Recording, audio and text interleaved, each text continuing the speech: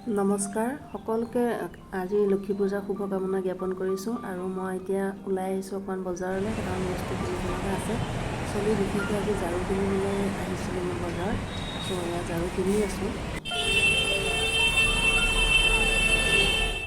দুডাল ঝাৰু আনিলোঁ আৰু তুলসী পুলি ৰুবৰ কাৰণে টাব এটা আনিছোঁ এতিয়া পূজা কৰাৰ সময় হ'ব দিনটো পাৰ হ'ল যেনে তেনে আৰু এতিয়া সময় হৈছে সন্ধিয়াৰ পূজাৰ সময় আৰু মই পূজাৰ কাৰণে একদম ৰেডি হৈছোঁ চাদৰ মেখেলা পিন্ধিলোঁ বন্তি জ্বলাম এতিয়া পূজা কৰিবৰ সময় হৈ গৈছে আৰু পূজাৰ কাৰণে মই অকণমান ক্ষীৰো বনাই আছোঁ ক্ষীৰ দি পেলাই অকণ পূজা কৰিম আৰু গ'লোঁ অকণ বজাৰৰ পৰা আহিলোঁ অকণ বজাৰ বন্তি চন্তি কিনিলোঁ আৰু ধান কিনি আনিলোঁ আৰু নতুনকৈ ঝাৰু কিনি আনিলোঁ মই জনামতে বাস্তৱ শাস্ত্ৰৰ মতেও লক্ষী পূজাত ঝাৰু কিনিব লাগে আৰু পৰাপক্ষত পাৰিলে কাৰোবাক দান কৰিব লাগে চ' মই দুডাল ঝাৰু কিনিলোঁ এডাল ঘৰৰ কাৰণে আনিলোঁ আৰু এডাল ওচৰৰ ভাড়াতীয়া ঘৰত দান কৰিলোঁ আৰু এতিয়া ক্ষীৰটো হ'ব হৈ গ'ল মই এতিয়া পূজা কৰিম আৰু তাৰপিছত কি ক'ত হয় দেখাই যাম বাৰু চাই থাকিব ভিডিঅ'টো আপোনালোকে জানেনে বাৰু লক্ষী পূজাত হেনো ব্লেক আৰু হোৱাইট পিন্ধিব নালাগে তাৰ বাহিৰে চব কালাৰে পিন্ধিব পাৰি চ' সেইকাৰণে মই আজি ৰঙা কাপোৰযোৰ পিন্ধি লৈছোঁ আৰু বহুত দিনৰ মূৰত এযোৰ কাপোৰ পিন্ধিছোঁ ভাল লাগিছে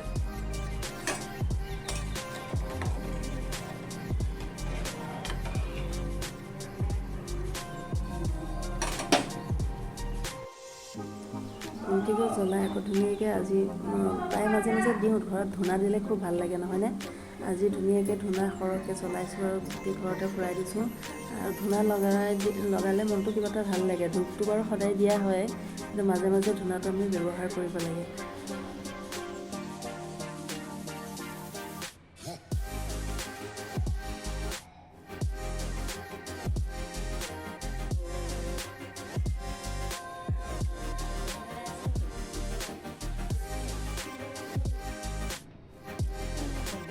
Kৃষ্ণ কৃষ্ণ ভগৱান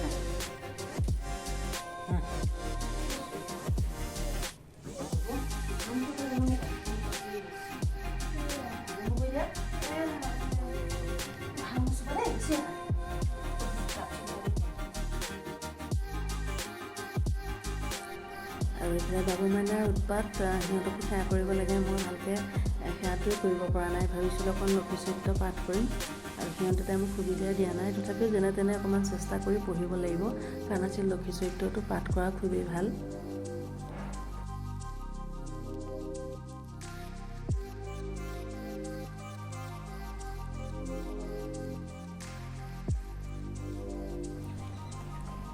ধান দুচিয়া মানুহ কিনি আনিছিলোঁ আৰু লক্ষী পূজাত ধানৰো পূজাটো কৰা হয় বাৰু কৰিব পাৰিলে ভাল হয় সেইকাৰণে মই ধান অকণমানো কিনি আনিছিলোঁ আৰু মোৰ থাপনাত জেগা নাই কাৰণে তলতে লক্ষী ফটো পূজা কৰিছোঁ আৰু বেডৰুমত বন্তি জ্বলাই দিছোঁ বেক চাইডেও জ্বলাইছোঁ ভাল লাগিছিলে আমাৰ বন্তি জ্বলালোঁ বাহিৰত দেখিছা বন্তি জ্বলালোঁ বাহিৰত দেখিছা বন্তি জ্বলাইছিলোঁ দেখিছা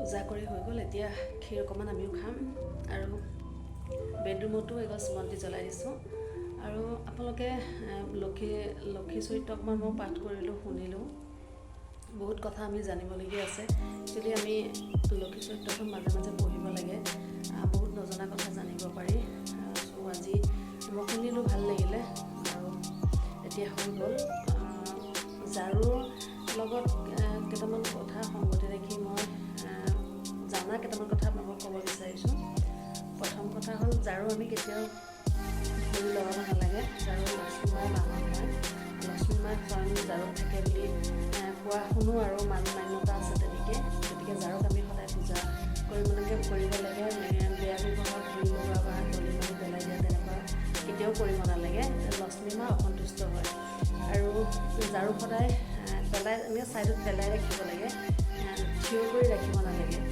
আৰু লক্ষী পূজাৰ দিনা ৰাতি